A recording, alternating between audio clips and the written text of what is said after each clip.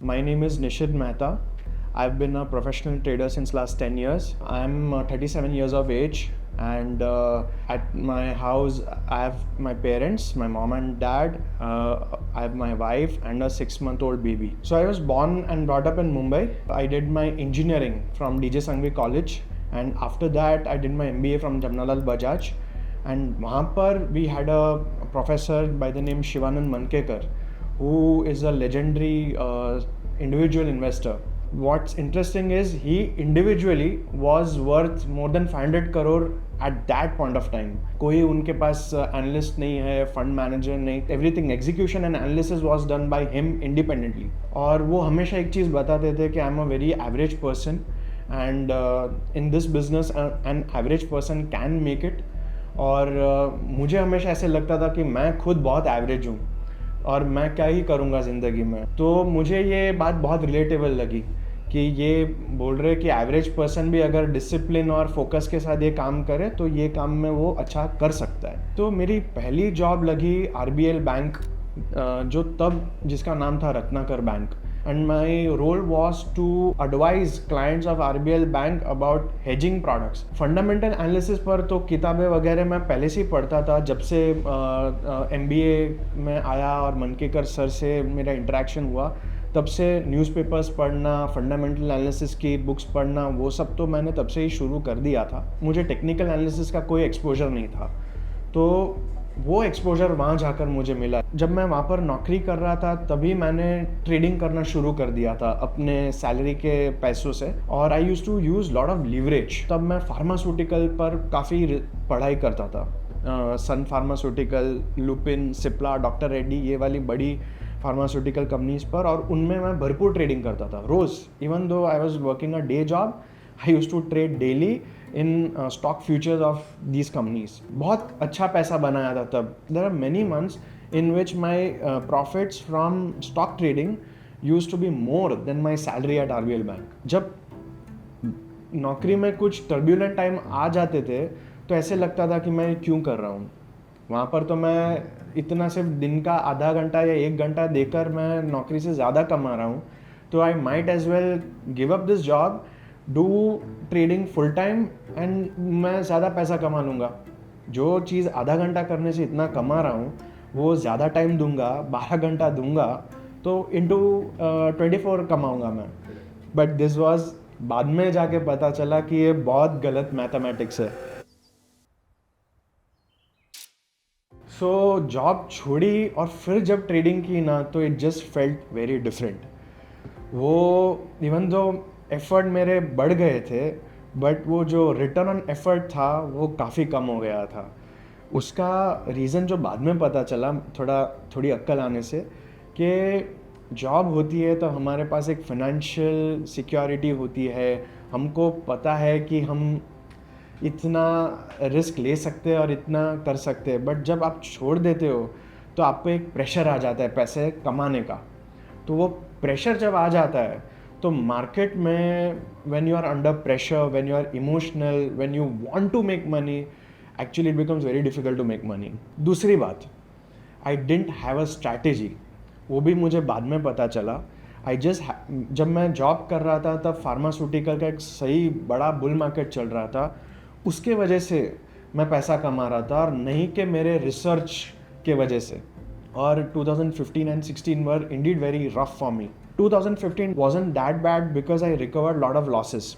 But 2016 में तो मैं losses कुछ recover नहीं हुए मेरे, और I ended the year pretty much in red. I don't remember the exact numbers right now, but I must be down at least 30-35% that year.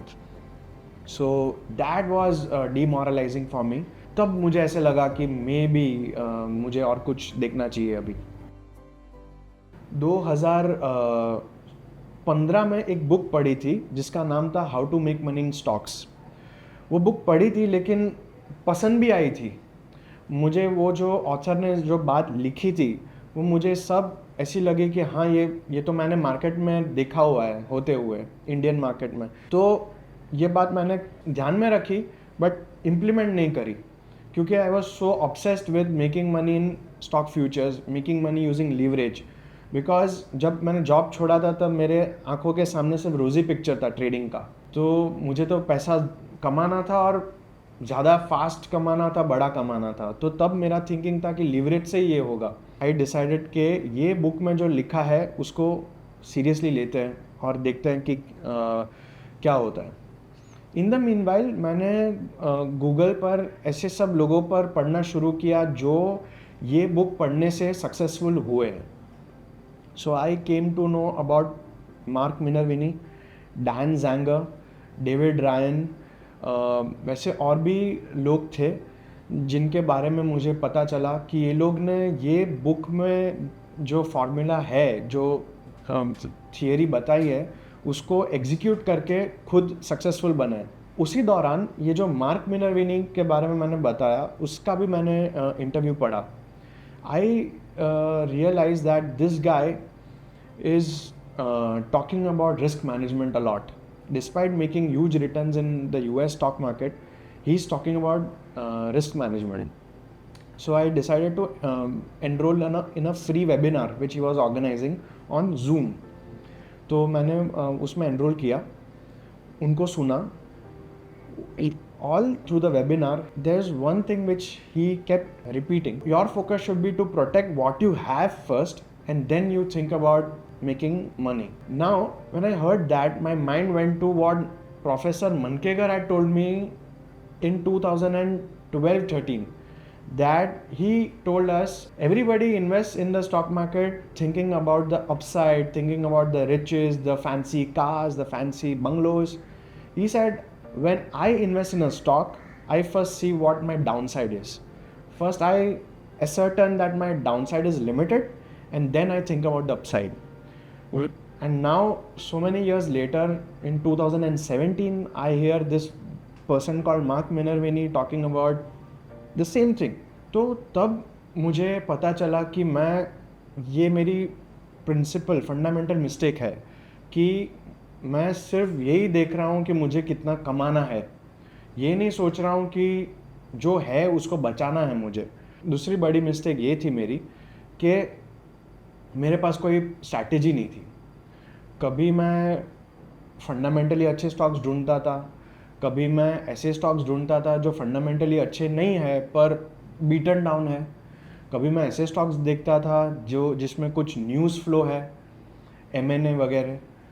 तो I was all over the place, कोई action plan strategy था ही नहीं मेरे पास। और तीसरी, एक बार कोई strategy हम बना लें तो उस पर विश्वास रखो, उस पर स्टिक करो। तो by end of 2017 I was very tired by trading futures on daily basis. Come 2018, I was committed to one style of trading, which is buying stocks in cash. जितना मेरे पास अकाउंट में पैसा है उससे ही मैं स्टॉक्स खरीदता था। नो लीवरेज, जो मैं पहले करता था कि 5 लाख रुपए का मार्जिन है मेरे पास तो मैं 20 लाख का पोजीशन ले लेता था यूजिंग स्टॉक फ्यूचर्स। ये मैंने बंद कर दिया। अकाउंट में जितना पैसा है उससे ही मैं स्टॉक्स खरीदता था, और वो भी एक स्टॉक में सारा पैसा डाल देना वो भी मैंने बंद कर दिया। I had a systematic way of picking stocks, allocating capital and choosing my entry points, choosing my exit points. So what to buy, where to buy, how much to buy, where to sell and how much to sell, everything was laid out in advance. चालू market में भी ये सब नहीं मैं decide करता था। Everything was done prior to the trading day. The plan was set and trading day शुरू हुआ तो वो प्लान को सिर्फ एग्जीक्यूट करना। सो 2018 से 2025 अभी 8 साल हो गए। 8 साल में मेरा CAGR 33% मेरा CAGR बन रहा है। That is a good number. But what is noticeable, what is prominent about this is I haven't had a down year. I have paid tax on my investment every year since last 8 years. At that point of time, I saw that there was a trading competition going on in the US called US Investing Championship. It is a real money trading contest where you have to submit your broker statements to him. He will calculate your returns and then put it on his website. I was the first person from India to participate in this competition, and then many other traders from India followed and have participated in US investing championship in the coming years. So in 2021 I ended the year with 79%, and in 2022 I again participated and my return was around 41%. So 41% actually is a pretty good number for that year, because it was a very dull year for Indian stocks, because there was Russia-Ukraine crisis, there was Federal Reserve interest rate thing going on in the US. So markets were not buoyant in India, and still I could manage to eke out 40% through the year. And this only by trading. I only traded stocks. I never held stocks for 1 year or so. मुझे इस चीज़ में ये काम करने में सबसे बड़ा support मिला है वो है मेरी फैमिली का.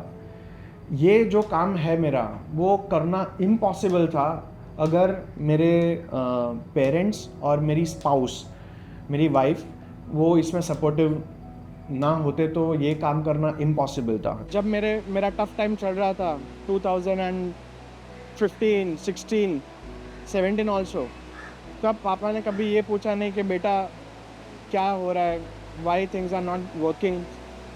कभी ये पूछा नहीं कि बेटा अब इतना कमा रहे थे अभी नहीं कमा रहे हो, तो कंट्रीब्यूशन कभी मांगा नहीं. Even though by 2017 I was 30 years old, my wife she never ever asked कि हम यहाँ जाए तो यहाँ वेकेशन कर ले. तो वो मैं बोलता था तब वेकेशन की बात आती थी. आई यूज़ टू आस्क कि हम यहाँ पे जा सकते हैं, तो शी वुड से कि ओके.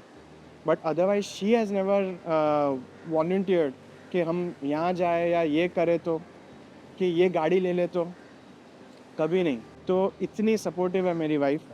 और मेरे पापा ने तो जब मैं अच्छा नहीं कर रहा था, forget about asking why I am not doing well, he actually encouraged कि भाई कोई बात नहीं, कोई भी बिजनेस में हमको 3 साल तो मिनिमम देने ही होते हैं. I never expected you to succeed for 3 years, ऐसा बोल के मुझे कॉन्फिडेंस दिया. तो फैमिली सपोर्ट के बगैर तो ये बिज़नेस, आप इसको बिज़नेस नहीं बना सकते. You can do this as side hustle, you can keep trading, but इसको फुल टाइम बिजनेस बनाना हो तो आपको फैमिली सपोर्ट तो सबसे पहले चाहिए. अगर आप ऐसी और कहानियाँ देखना चाहते हैं जो ना सिर्फ आपको एक बेहतर ट्रेडर बनाए, बल्कि आपके माइंडसेट को भी इम्प्रूव करे और अकेले नहीं अपने परिवार वालों के साथ देख पाएँ, तो हमारे इस चैनल को सब्सक्राइब करना ना भूलें. और जल्दी मिलते हैं एक और नए एपिसोड के साथ.